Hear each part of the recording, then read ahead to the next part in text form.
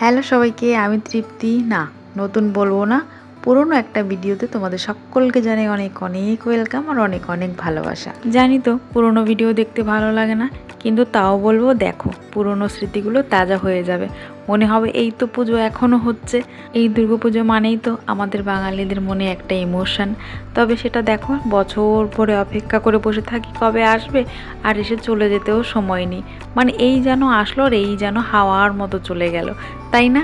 তবে আমার পুজো প্রতি বছর যেমন যায়, এই বছরও তার ব্যতিক্রম কিছু নেই, ঠিক তেমনই গেছে। শুধু এই বছর জামাকাপড় দু একটা বেশি হয়েছে আর ঘোরাফেরাটা কম হয়ে গেছে। তবে অন্যান্য বছর যে অনেক ঘোরাফেরা করি সেটাও কিন্তু নয়। অন্যান্য বছরই শুধু এই মন্দিরেই আসি আর এইটুকুনো জায়গায় ঘুরে ফিরে আবার চলে যাই বাড়িতে। তবে এবছর জামাকাপড় দু চারটে বেশি হলেও সেগুলো না আর পরতে পারিনি, জানো। মনে খুব আক্ষেপ রয়ে গেছে। অনেক কষ্ট করে নিজে হাতে ব্লাউজ সেলাই করেছি, সেটাও পরতে পারিনি।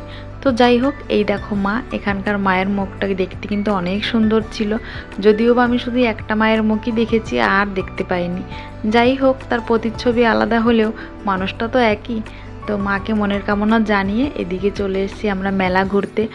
আর মেয়ে মানুষ যেখানে এসে থেমে যায়, এই যে গয়নাগাটির দোকান, তো সেদিকে তাকিয়েছিলাম। আমার বর তো চোখ ঘুরিয়ে দিয়েছে, বলেছে এদিকে না এদিকে দেখো। তো পুতুলের দিক তাকালাম, তো সেদিক থেকেও চোখ ঘুরিয়ে দিল। কি করব বলো তো, অবশেষে এখানে এসে চোখটা ঠেকেছে। এইবার পুজোতে একটু ইউনিক জিনিস দেখলাম, যেখানে আর্টিফিশিয়ালের জায়গায় একদম রিয়েল প্ল্যান্ট আছে। অন্যান্য বছর কিন্তু এই জিনিসটা থাকে না। তবে এই বছর এই জিনিসটা দেখে আমার তো বেশ ভালো লেগেছে। যদি আমার জায়গা থাকতো তাহলে একটা না একটা প্ল্যান্ট আমি কিনেই আনতাম, কিন্তু এখানে এনে তো রাখার জায়গা নেই, সেই জন্য কেনাও বৃথা হবে। তো যেখানে আছে ওখানেই ওরা ভালো আছে, নিয়ে এসে শুধু কষ্ট দিয়ে লাভ নেই, তাই না? তারপর চলে এলাম এদিকে কাপ টাপের দোকানে, সাথে গয়নাগাটিও আছে। তবে এখান থেকে দুটো কানের আমি নিয়েছি, সেটা হয়তো দেখাতে ভুলে গেছি। আর আমার বর চলে এসছে এখান থেকে একটা আংটি কিনবে। তারপরে অবশেষে ঘুরে ফিরে কিনলো একটা খাড়ু। তো খাড়ুটারও কিনে পয়সার বিল মেটাচ্ছে, আর সাথেই এই দোকানটা ছিল। তো এই দোকানটা দেখে না একটা ভার নিতে ইচ্ছে ছিল, কিন্তু ছেলেমেয়ের ভয়ে আর নিলাম না। যদি ফেলে দেয় তাহলে একদম টুকরো টুকরো। তবে এতক্ষণ যে দেখলে মেলা ঘোরা, তো এটা শুধু ট্রেলার ছিল। এবার আসল মুভিটা দেখবে। এই মুভিতে হিরো হিরোইন খুঁজতে যেও না, সেটা কিন্তু পাবে না। এই মুভিতে সব জোকারই আছে। দেখবে একটা একটা করে উঠছে, ও চিৎপাটাং হয়ে পড়ে যাচ্ছে, উল্টে পাল্টে পড়ে যাচ্ছে, এখানে লাফ দিচ্ছে ওখানে লাফ দিচ্ছে, ঘেমে অস্থির হয়ে যাচ্ছে, কিন্তু থামছে না। এত এনার্জি যে এদের মধ্যে কোথা থেকে আসে রে বাবা, আমি তো বুঝি না। দাঁড়িয়ে থাকতে থাকতে আমার পা ব্যথা হয়ে গেছে, কিন্তু এদের উঠতে নামতে পড়তে করতে ঘেমে জল পড়ছে, কিন্তু তবু এদের কষ্ট হচ্ছে না। আমি সেটাই দেখছিলাম। তবে পয়সা তো পয়সা, বাচ্চাদের এই খুশি পয়সা দিয়ে কেনা যায় বলো? দেখো কত যে আনন্দ করছে, ওখান থেকে নামবেই না, টাইম হয়ে যাচ্ছে তবুও নামবে না। অবশেষে জোর জবরদস্তি করে নামানো হলো। এখন কিছু খাওয়ার পালা, খেতে তো হবেই, কারণ এত কষ্ট করে শরীরের ঘাম ঝরিয়ে লাফিয়ে ঝাঁপিয়ে আসলো, তো খিদে তো পাওয়ারই কথা। তো সেই জন্যই সামনের দোকানটাতেই আমরা বসে পড়েছি খেতে। তবে এখানে হয়েছে আরেক কিলো। এই ভেলপুরি দেখে আমরা বলছি খাবো, তো আমার বর বলছে খাবে না। তো ভেলপুরি যেমন হয় আমাদের ওখানে খেয়েছি তেমনই ক্রিস্পি। তবে ভাই, এখানের ভেলপুরি রবারটাও ফেল করে দিয়েছে। মানে এক কথায় চুইংগাম, মানে চিবিয়ে শেষ করা যাচ্ছে না।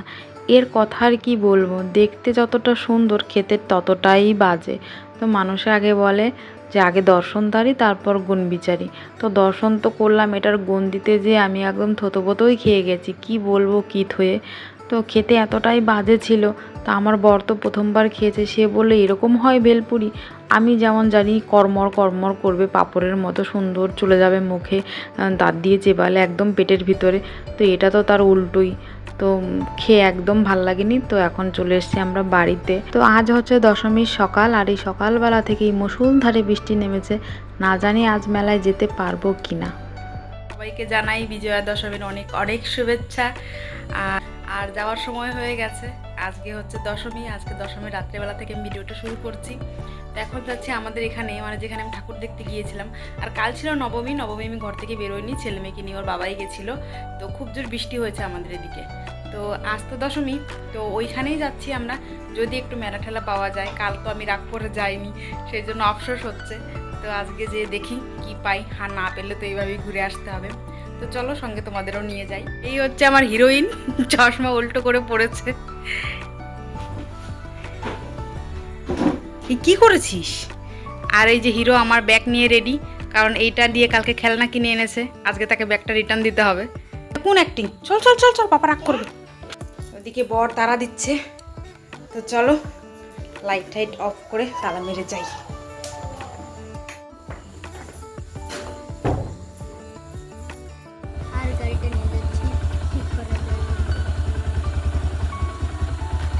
চশমা ঠিক করে লাগাইছিস? বাপরে। আমরা আমাদের ঘরের সামনে গেটের এখানে দাঁড়িয়ে আছি, কারণ রেল গেট পড়েছে, ট্রেন বাবু যাচ্ছে। হায় ভগবান, আমি হাতে কিছু পড়িনি। এই হাতে শুধু শাখা, ভুলে গেছি। তাড়াহুড়ো করতে যে সব বলে দেয়। তবে অষ্টমীতে আমি গিয়েছিলাম, কিন্তু সেই দিনের ভিডিও ক্লিপ কিছুই নেওয়া হয়নি, সেই জন্য এখানে দিতেও পারিনি। তো যাই হোক, এই দেখো গাড়ির ভিড় পড়েছে, মানে আজ যা জ্যাম হয়েছে, এই দুদিন পুজোয় যে ঘুরলাম একদমই এরকম জ্যাম দেখতে পাইনি।